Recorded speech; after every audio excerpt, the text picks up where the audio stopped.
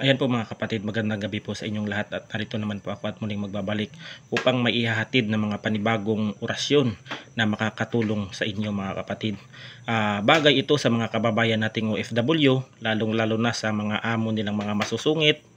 Yan, maiinitin ang ulo, mga matataray, yan, at saka mahigpit.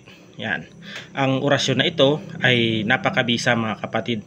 At kung kayo ay pinapagalitan, naiinis, nagagalit, sinisermonan po kayo ng inyong amo, ay usalin lamang po ninyo sa isip ang orasyong ito na pampalubag loob. Ito po yung orasyon na ilalagay ko dyan sa taas.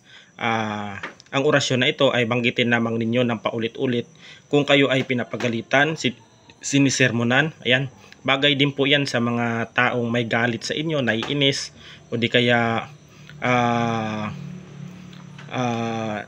naiirita sa inyo mga kapatid. May mga tao talagang ganun na kahit wala kayong ginagawa sa kanila, di talaga may iwasan yon.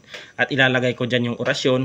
Yung orasyon na yan ay banggitin nyo, usalin nyo sa isip na ang orasyon na magugab mariagub magub, magugab mariagub magub, magugab mariagub magub. Ayan. Uulitin po ninyo yan sa isip ninyo habang kaharap ninyo ang inyong amo ninyo na nagagalit sa inyo o sinisermonan kayo. At kung yan po ay akakasi sa inyo mga kapatid, ay titigil po yan sa akakasermon sa inyo. Yan. At tuwing nakakasalubong ninyo ang inyong amo, ay pwede po ninyo yan usalin habang nakikipag-usap ka sa kanya para mas lalong gumaan ang loob niya at muling babait sa inyo. Ayan po mga kapatid, daw ay makatulong po sa inyo at God bless us all. Ingat po tayo palagi.